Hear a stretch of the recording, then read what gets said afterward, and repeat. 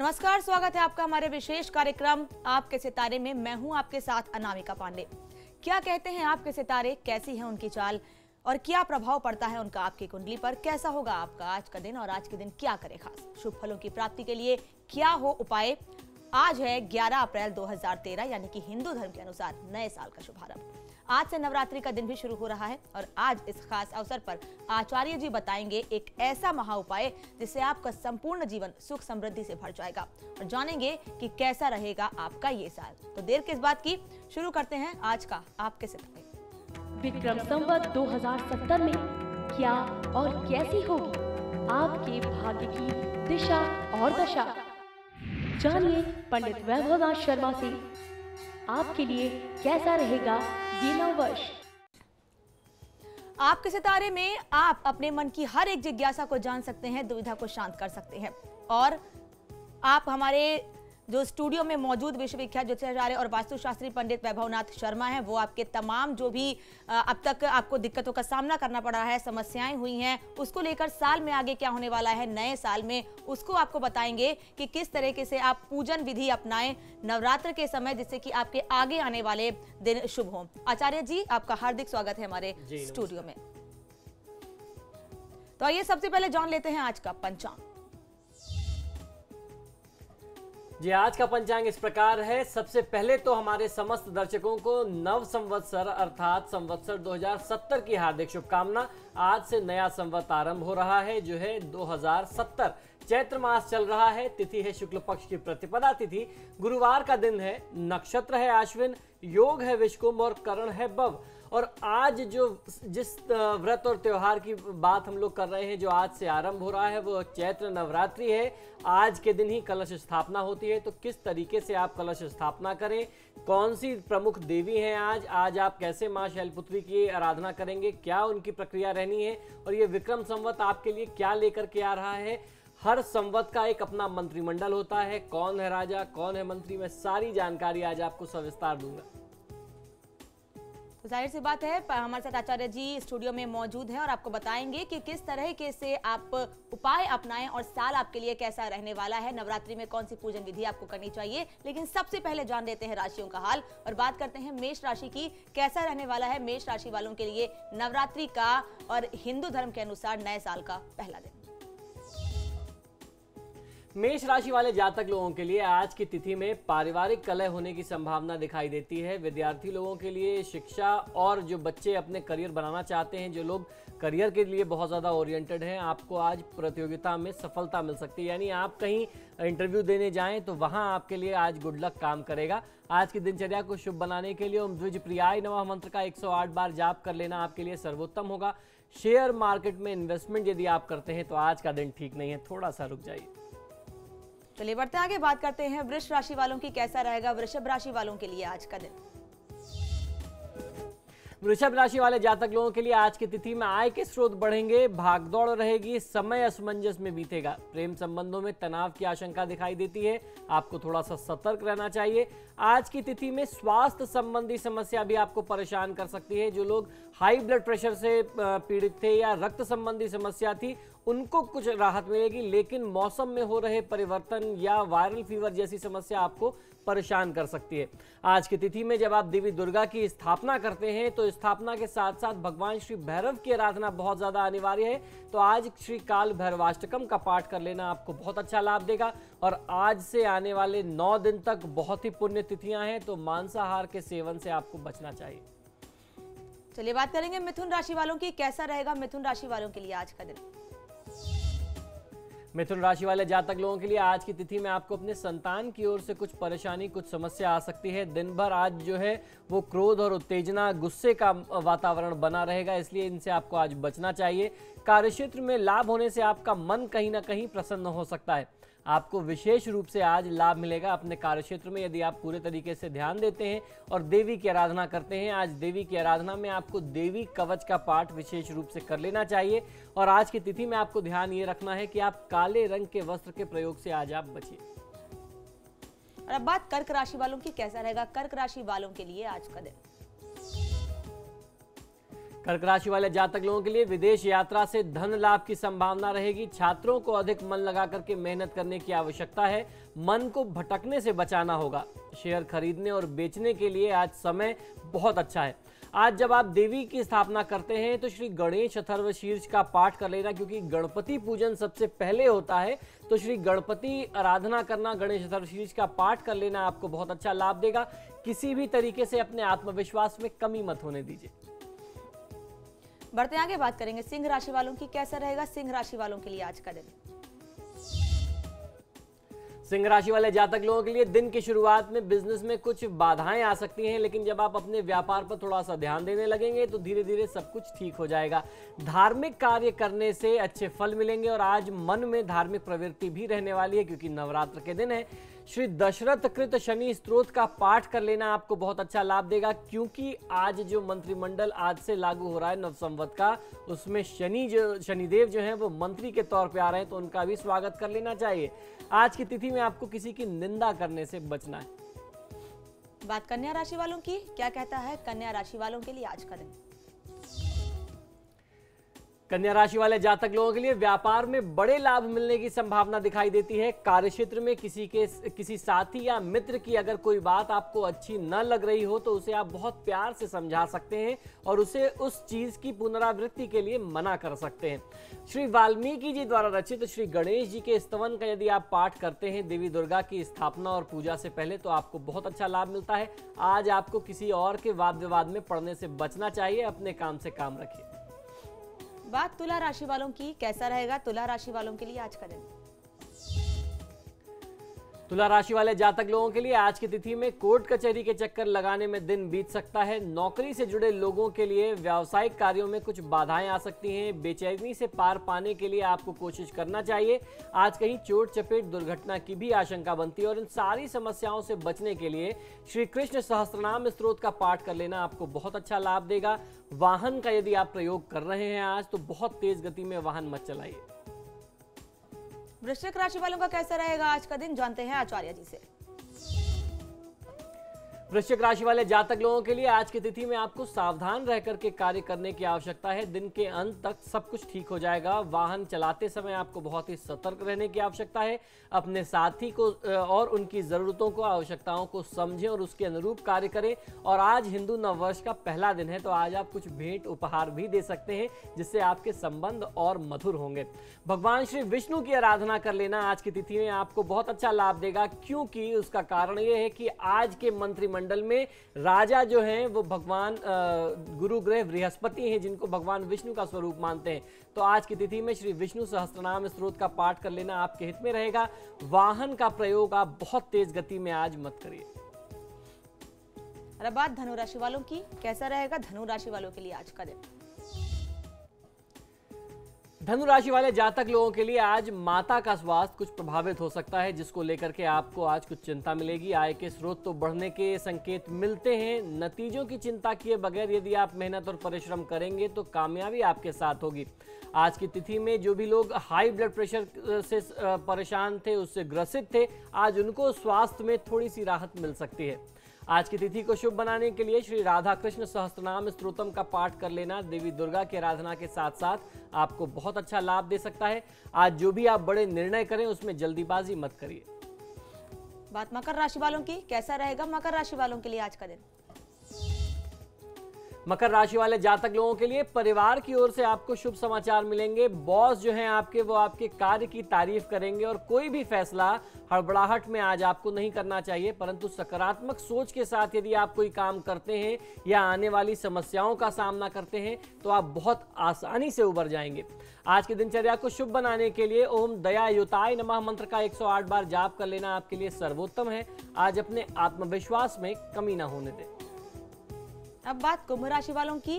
क्या कहता है कुंभ राशि वालों के लिए आज का दिन? जानते हैं आचार्य जी से। कुंभ राशि वाले जातक लोगों को आज यदि आप किसी से सुझाव लेते हैं, मार्गदर्शन लेते हैं, तो आपको उस व्यक्ति का चयन बहुत ही सावधानी के साथ करना है कि वो व्यक्ति आपके लिए ठीक है कि नहीं, क्योंकि आज संकेत ऐसे मिलते हैं कि कहीं ना कहीं आपको कोई गलत निर्देशित कर दे, कोई गलत सुझाव दे दे। गलत निर्देशन से विफलता आज आपके हाथ लग सकती है। किसी भी बड़ी डील को उपयुक्त समय के लिए आप टाल सकते हैं। अगर आपको लगता है कि कोई उचित व्यक्ति आपको नहीं मिल रहा है तो 1-2 दिन आप थोड़ा सा विश्राम कर लीजिए, थोड़ा समय अपने ले लीजिए और फिर उसके बाद सुझाव लेकर के डील करेंगे तो आपको लाभ मिलेगा। अच्छे समय का यदि आप इंतजार करें तो जो भी आपको लाभ, अभी जो क्षति की स्थिति है वो दूर होगी और लाभ मिलेगा। और आपके संबंधों में आज कुछ गलतफहमियों के चलते रिश्ते कुछ प्रभावित हो सकते हैं, तो इस गलतफहमी से आपको बचना चाहिए और स्वयं पहल करके आप अपने संबंध को सुधार भी सकते हैं। आज की तिथि को शुभ बनाने के लिए ओम तुष्टाय नमः मंत्र का 108 बार जाप कर लेना आपको बहुत अच्छा लाभ दे सकता है। आज की तिथि में धन का बहुत अधिक दिखावा या खर्च करने से आपको बचना चाहिए। और अब बात 12वीं यानी कि आज की आखिरी राशि की, मीन राशि वालों का कैसा रहेगा आज का दिन, जानते हैं आचार्य जी से। मीन राशि वाले जातक लोगों के लिए आज कार्य में आगे बढ़ने के लिए, व्यापार में विस्तार के नए अवसर प्राप्त होंगे। विद्यार्थियों को प्रतियोगी परीक्षाओं में भी सफलता मिलने के बहुत अच्छे संकेत बनते हैं। अब तक आ रही बाधाएं दूर होना आरंभ हो जाएंगी। गलतफहमी दूर करने के लिए पहल आपको करनी चाहिए, यह आपके लिए बहुत आवश्यक है। ओम जटिलाय नमः मंत्र का 108 बार जाप कर लेना आपके लिए सर्वोत्तम होगा। आज की तिथि में किसी से बहुत बड़ी उम्मीद, कोई बहुत बड़ी आकांक्षा मत करिए। तो ये तो बात थी 12 राशियों की।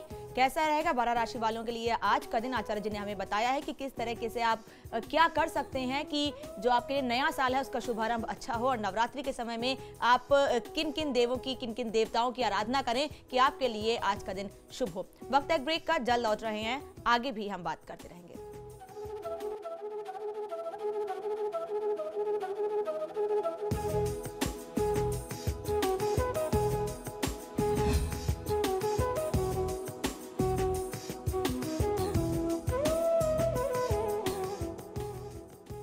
चलिए ब्रेक के बाद आपका स्वागत है। और आप जानते हैं आज के महा उपाय में कैसा रहेगा विक्रम संवत 2070 आप सभी के लिए। जी निश्चित तौर पे आज हमारा नया साल है और हमारे यहाँ हमारी मान्यता में हर साल का एक अपना मंत्रिमंडल होता है। हर विक्रम संवत का एक अपना मंत्रिमंडल होता है, उसका एक नाम होता है, उसकी एक प्रकृति होती है। और पंचांगों के अनुसार लोग ये जानने को बहुत उत्सुक होते हैं आचार्य जी से कि ये जो नया संवत है इसका प्रभाव पूरे भारतवर्ष पर, पूरे विश्व पर और आम जनमानस पर किस तरीके से पड़ने वाला है। तो आइए मैं आपको बताता हूं कि पूरे विश्व में विभिन्न धर्मों में अलग अलग तिथि व समय को नया वर्ष मनाया जाता है। इसी तरीके से हिंदू धर्म में नए साल का प्रारंभ जो है चैत्र शुक्ल प्रतिपदा से अर्थात आज से माना जाता है। ऐसी मान्यता है कि भगवान ब्रह्मा ने इसी दिन से सृष्टि के निर्माण का कार्य प्रारंभ किया था। इस दिन से चैत्र नवरात्रि भी आरंभ हो जाती है। आज से चैत्र नवरात्रि आरंभ हो रही है। आज की तिथि से विक्रम संवत का जो आरंभ है वो बहुत ही शुभ माना जाता है। ग्रंथों के अनुसार उज्जैनी, वर्तमान में उज्जैन शहर जिसको हम जानते हैं, वहां के राजा जो विक्रमादित्य जी थे उन्होंने ही इस तिथि से काल गणना के लिए विक्रम संवत का प्रारंभ किया था, जो आज भी हिंदू काल गणना के लिए सबसे ज्यादा सर्वोत्तम माना जाता है। हिंदू पंचांग के अनुसार आज की तिथि यानी 11 अप्रैल 2013 अर्थात आज से विक्रम संवत 2070 प्रारंभ हो रहा है। इस वर्ष जो है विश्व देवा युग का पराभव नाम का संवत्सर रहेगा, जिसका स्वामी बुद्ध है। विष्णु विशंति नामक इस एक ग्रंथ में इस पराभव नामक संवत्सर की गणना 20वें क्रमांक पर की जाती है, अर्थात 20वें नंबर पर यह आता है। इस संवत्सर यानी ये जो हमारा 2070 पराभव नाम का संवत्सर है, इसके राजा है गुरु अर्थात गुरुग्रह बृहस्पति इस संवत्सर के राजा हैं। मंत्री हैं शनि, साथ ही दुर्गेश का पद जो है वह शुक्र देव के पास है। ज्योतिष शास्त्र के अनुसार प्रत्येक संवत का एक विशेष नाम होता है तथा विभिन्न ग्रह इस संवत के स्वामी, राजा व मंत्री होते हैं, जिसका असर वर्ष भर जन सामान्य पर, विश्व पर और भारत पर दिखाई देता है। आइए अब मैं आपको बताता हूं कि ज्योतिष की दृष्टि से ये साल कैसा रहेगा आप सबके लिए, हम सबके लिए। पराभव नाम के संवत्सर में राजा, अधिकारी, राज्य सरकारों व दंड देने में समर्थ विभागों के द्वारा लोगों को कष्ट होता है। खाद्यान्न व पेयजल की जो समस्या है वह खड़ी हो जाती है। अग्नि भय, चोर भय, शस्त्र, रोग, पीड़ा और ब्राह्मणों को पीड़ा, शत्रुओं के साथ युद्ध की स्थिति भी बनती है। आतंकवाद, भूकंप, यान दुर्घटना यानी ट्रेन से संबंधित या वायुयान से संबंधित दुर्घटना आदि होने के योग भी बनते हैं। ऐसी संभावनाएं भी बनी रहती हैं। इस वर्ष मेघों में संवर्त नाम का मेघ जो है वो उत्तर और पूर्वी क्षेत्र में बहुत अच्छे से जम करके खूब मन से बारिश करता है। यानी इस वर्ष वर्षा के भारत के पूर्वोत्तर राज्यों में वर्षा के अच्छे आसार बनेंगे। ये तो बात रही आज हमारे विक्रम संवत की कि कैसा रहेगा इसका प्रभाव पूरे भारत पर, जनमानस पर।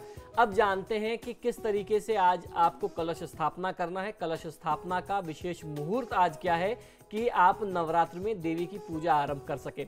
यूं तो आज पूरे दिन शुभ मुहूर्त है, किंतु प्रातःकाल 7:29 से लेकर के 9:25 तक वृषभ लग्न रहेगी, जिसे स्थिर लग्न माना जाता है। स्थिर लग्न कहते हैं ज्योतिष में, और स्थिर लग्न में किया गया कार्य जो है वह हमेशा स्थायित्व देता है। तो आज यदि आप इस समय में, इस काल में कलश स्थापित करते हैं, यानी 7:29 से लेकर के 9:25 के बीच में, तो ये आपके लिए अति विशेष शुभ फलदायी माना गया है। और उसके उपरांत पूरे दिन में 3:03 तक प्रतिपदा तिथि है। अगर आप इस समय में नहीं कर सकते तो 3:03 की पहले आपको जो है वह कलश स्थापित कर लेना चाहिए। और आज जो नवरात्र का पहला दिन है, यह दिन समर्पित होता है मां शैलपुत्री की आराधना के लिए। इनकी आराधना आपको किस मंत्र से करनी है, सर्व कल्याण अपने परिवार के लिए आप कैसे करें, इसके लिए मैं आपको एक बहुत ही चमत्कारी मंत्र बताता हूं।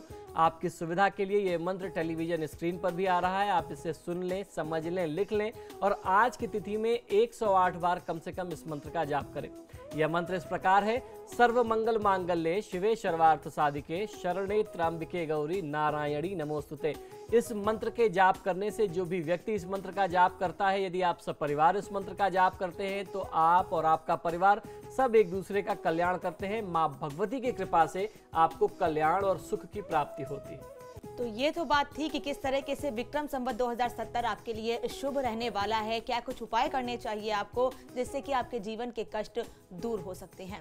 आचार्य जी, जिस तरीके से हमने बात की है विक्रम संवत 2070 की कि ये उपाय करने से, ये महा उपाय करने से जीवन के कष्ट दूर हो सकते हैं। कलश स्थापना की आपने बात की है, कुछ लोग ऐसे भी होते हैं जो कलश स्थापना के लिए विशेष मुहूर्त और समय का, जैसा कि आपने बताया कि समय का इंतजार किया जाता है, समय और कुछ विशेष विधि भी होती है करने के लिए, जौ का इस्तेमाल होता है। तो बताना, मतलब अगर आप यहाँ पर दर्शकों को ये बताएं कि क्या कुछ विधि अपनाई जाती है कलश स्थापना के लिए, तो उनके लिए भी बहुत सहूलियत। कलश स्थापना की जो विधि जहां तक उसकी बात करते हैं, तो उसके लिए आवश्यकता होती है किसी योग्य आचार्य की, क्योंकि वो पूर्णतः कर्मकांड का एक विषय है। और जो सामान्य व्यक्ति है जो उतने विधि विधान से नहीं कर सकता, तो आपको आवश्यकता है आप किसी मिट्टी के पात्र में या भूमि पर थोड़ी सी मिट्टी, रेत या बालू बिछा लें और उसके ऊपर जौ आप डाल दें। उसमें आप उसके ऊपर मिट्टी का घड़ा या तांबे का कोई पात्र या कोई भी धातु का पात्र कलश के स्वरूप में रख सकते हैं। उसके ऊपर आप स्वास्तिक बना सकते हैं और उस कलश में आप जल डालेंगे और जितनी पंचोपचार पूजन की चीज़ें होती हैं, लौंग, इलायची, आपको एक उसमें